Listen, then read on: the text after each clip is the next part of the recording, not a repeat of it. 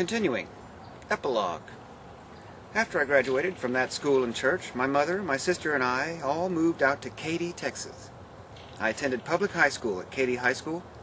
During that amazing summer between the end of Catholic school and the beginning of a whole new life, my father tried to get me to go to church.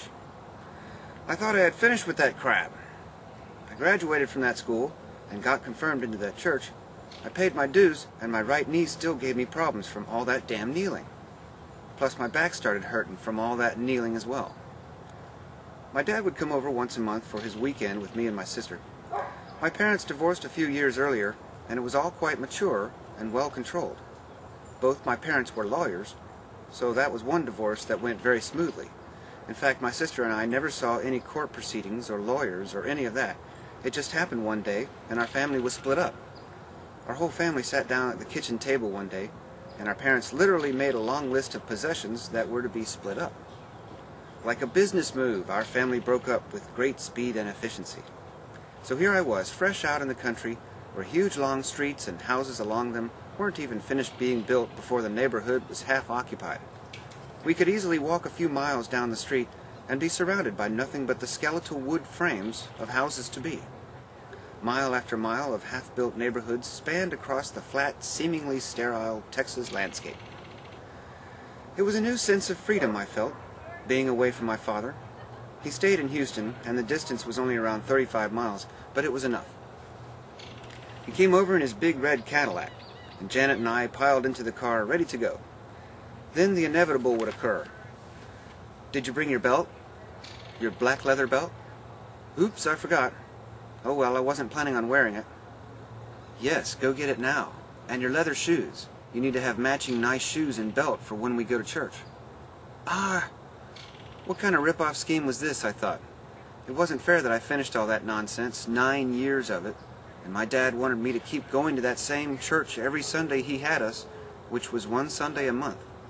Well, that was one Sunday per month too much for me. Still, I cooperated at first and went a few times. The same problem occurred in church. I got sick and had to leave the building about halfway through the hour-long service. It was always easier for me to leave Mass when my parents took me than when I was in school with the nuns. So this time I didn't even bother asking. I just said, "I'm going outside. Can't take it." My dad understood, though he didn't like it. I began to gather up some courage, and having not lived with him for a couple of months, it became easier for me to start the painful argument that was to come. It was like an oncoming wave in the ocean. You see it coming, though you may not hear anything at first. And then, wham. Having graduated from that school also meant that I graduated from that church, or at least it did in my opinion. I felt like I was the member of my family who knew that church the best, and I did, and who paid the most dues there, and I did. My sister got to leave Holy Ghost after 7th grade, after having spent only 7 years there. I felt shafted a bit, but she always had an easier time there, as well as later on in Katy High School and college. I think she's in college today, working on her 10th college degree or something. So one Friday, my dad pulled up to our house in Katy, and we had a little talk. "I don't want to go to church anymore." "Why not? You have to go." "Why do I have to go? I hate it. I've been too much. I should be able to decide for myself." "That's just not an option for you. Everyone has to go to church." "I've met some people who don't have to go to church." "Don't worry about them." "I'm not. I'm worried about me. I don't want to go to church, and I don't want you to make me." After a long silence, my dad sighed and said, "Well, okay then, I guess you don't have to go if you really don't want to." And that was it. He didn't fight it hard, but he did put up a bit of a fight. I had never really stood up to him before that day. Honestly, though, I cannot forgive anyone who pushes Christianity on anyone else, no matter who either of them is. My father screwed up big time, and there's no changing that. I owe it to myself to remind him of my atheism on a regular basis, and to help others get free from religion as well. There's a good analogy I can use here. I remember the tale of the young baby elephant whose trainer kept it tied up with a small rope. Over the years, as the elephant grew, it always stayed tied up with the same small rope, and never tried to break free, though it could now easily break that rope, because it had grown.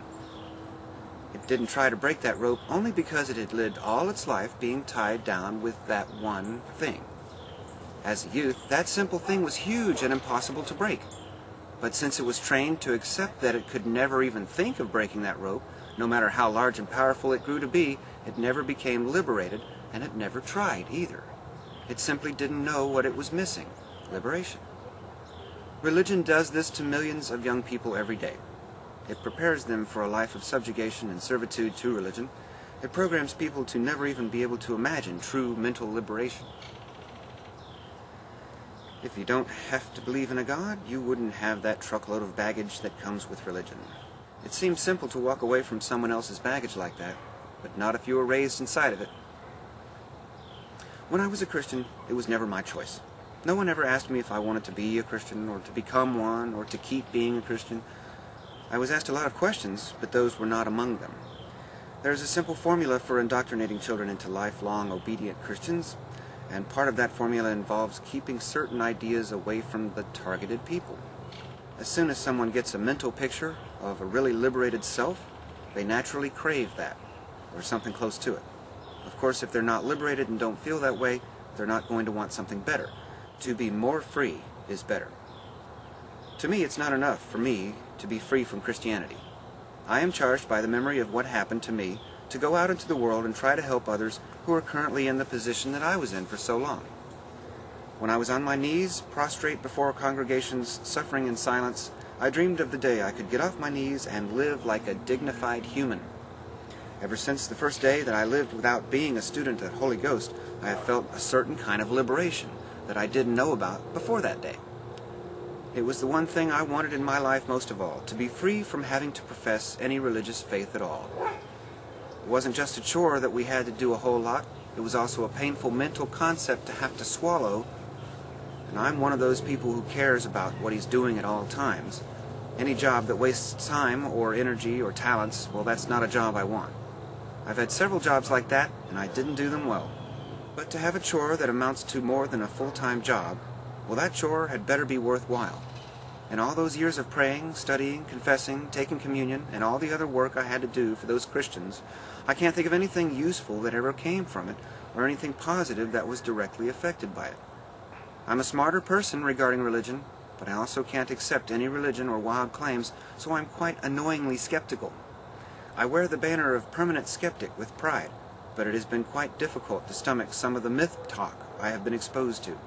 Usually I'm either studying or exposing some harmful religious group when I hear God talk. That's okay, and it's something I choose to do. When religion isn't chosen, it's a crime against humanity, in my humble opinion. If we were to remove from the congregations of Christian churches in America all of the young people who don't want to be there, whether they're brave enough to admit that out loud or not, I believe those congregations would become nearly hollow. Some parents would leave churches if they knew how much their children didn't want to be there. I know my parents were openly skeptical of the church school they sent me to. If I had opened up to them years ago about all you have read in this book, I believe they might have had my sister and I change schools. Maybe not the church, but the school, who knows. By the way, if you'd like to visit Holy Ghost Church or Holy Ghost School, they're right next to each other, and the address is 6921 Chetwood Drive in Houston, Texas 77081, and more info about that can be found at holyghostchurch.net. I encourage everyone who has never been a Catholic to check out a Catholic church nearby and sit through at least one regular Catholic Mass. Take a pen and paper and try to write down everything you hear that doesn't make any sense, and you may need a lot of paper. Holy Ghost Church and School have both changed quite a bit since I was there.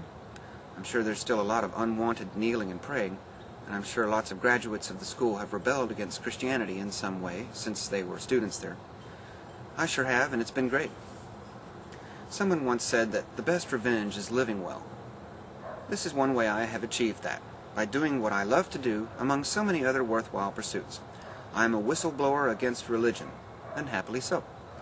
In June of 2002, I decided to write Holy Ghost and the diocese it's in and inform them of my conversion to atheism, why I'm now an atheist, and asked them to remove my name and other information from their files.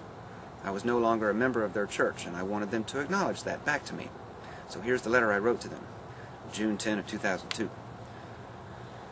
My name is Joe Zemecki, and I'm a former student of Holy Ghost School in Houston, Texas, USA, class of 1983. I attended Holy Ghost School from 1975 through 1983, and I took my first communion April 10 of 1977 and was confirmed on May 6, 1983.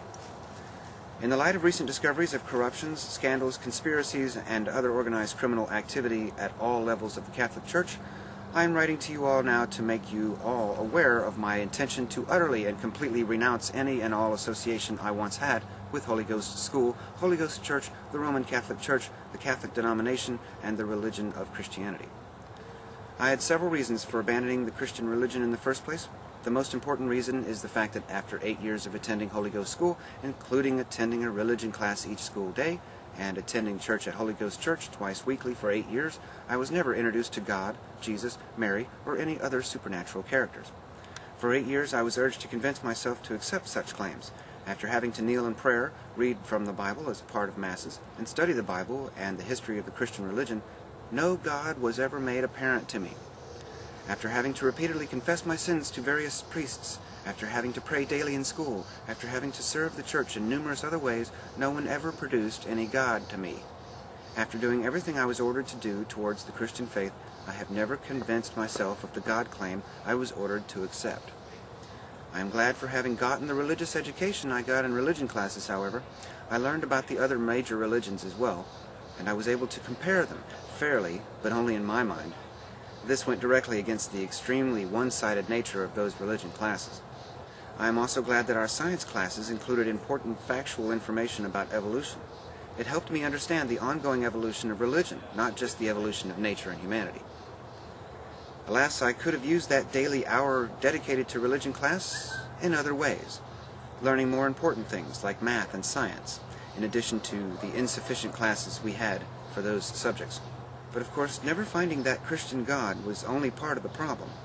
The constant pressure to pray and prostrate myself before clergy members and bow to their every whim became, after several years, a serious problem with me.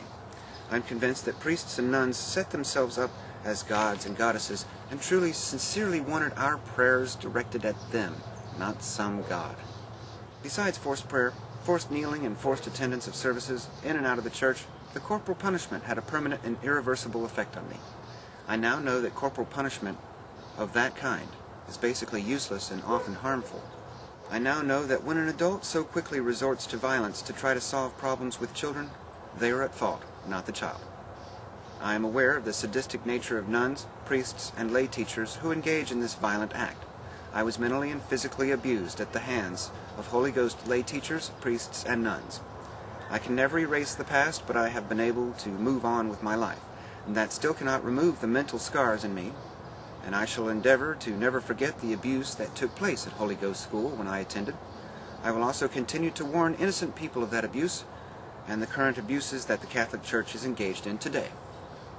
I am well aware that many, if not most of the students at Holy Ghost School at the time may not have had such severe problems at that school. I'm glad for that. I can only speak for myself and my own experiences. I have and I do intend to continue speaking about them.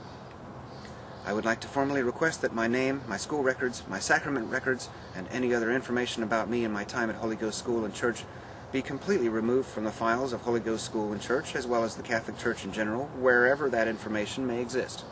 I realize that some information, such as my school records, may be vital to the files of Holy Ghost School, and that is fine.